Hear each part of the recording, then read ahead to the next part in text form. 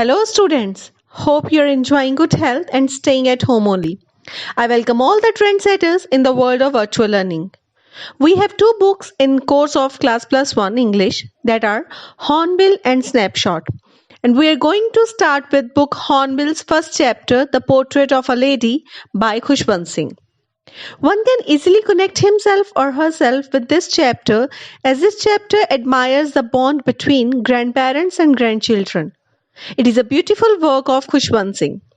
So let me introduce you all with the author of the chapter. The author of the chapter is Khushwant Singh, who was born on 2nd February 1915. He was an Indian author, lawyer, diplomat, journalist, and politician. His experience in the 1947 partition of India inspired him to write Train to Pakistan in 1956, which became his most well-known novel. The Portrait of a Lady deals with the story of the author. He describes his relationship with his grandmother over the years. He pens down her daily activities and how she evolved as a character as time passed by. He explains her appearance, which helps create an image in the reader's mind. Next are the characters of the chapter. Characters always play pivot role in every story. So characters of the chapter are grandmother. Khushwant Singh's grandmother is described as an extremely religious person. She was a very kind lady. She was short, fat, and slightly bent. Her face was wrinkled and she was always dressed in spotless white clothes. In the village, she took care of all the needs of the author when he was a child. And the other one is the author. The author accounts his childhood days and his relationship with his grandmother. Now we will witness the love, care, and unconditional bond between Khushwant Singh and grandmother. So pay attention, please. The chapter The Portrait of a Lady is the story of the author and his grandmother. The grandmother was an old woman with a wrinkled face. The author had always seen her like this only. For the past 20 years, she appeared to be so old that he could not imagine her being young and pretty. Someone who had a husband. She was short, fat, and slightly bent. The author had seen his grandmother's portrait and his grandfather's portrait. His grandfather's portrait, an old man with a turban and a long white beard covering his chest. To the author, his grandfather didn't seem like a man who could have a wife and children, but someone who could have lots of grandchildren only.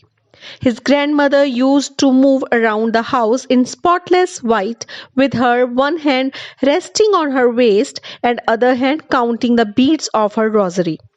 In the initial days, the author and his grandmother had a good relationship. She used to wake him up and get him ready for the school. She used to pack the things required by him for the day and walked him to school every day. She used to visit the temple that was attached to the school. She had a routine of reading the scriptures. The author, along with other children, sat on the veranda, sitting alphabets and morning prayers.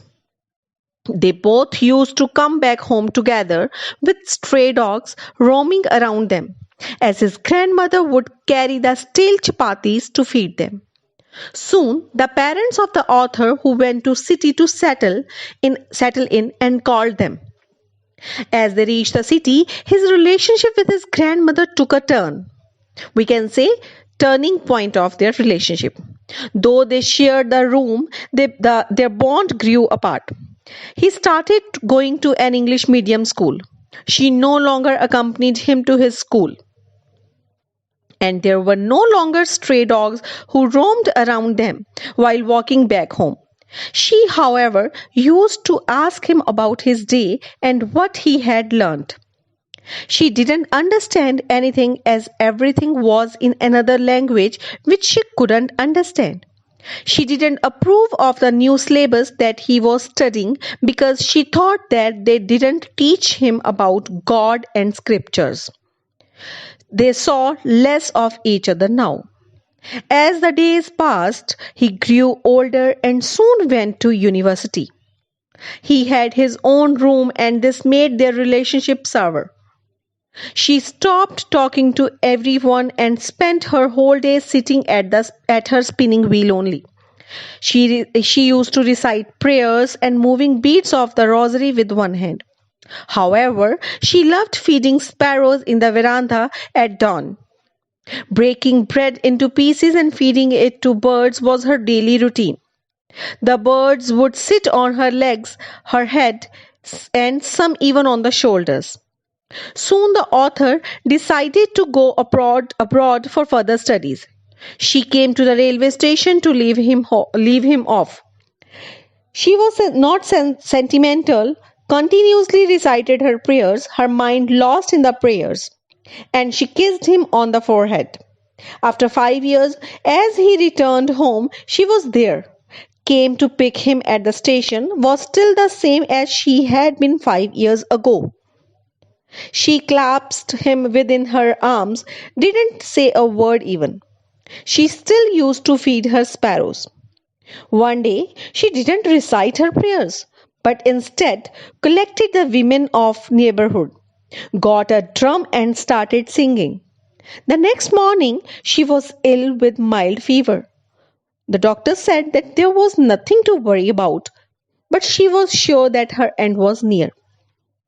She didn't want to waste her time talking to anyone in the family anymore, but spent her last hours in reciting her prayers, laying on the bed. She died and so her body lay on the bed, lifeless. As they prepared for her funeral, they saw all the sparrows sitting in the veranda around her, grieving over her death. So, to sum up the portrait of a lady, I want to say that the writer and his grandmother had a beautiful bond between them and loved each other a lot. The story tells us how beautiful a relationship can become between a grandson and grandmother. Students, hope you have understood the chapter. Thank you for watching.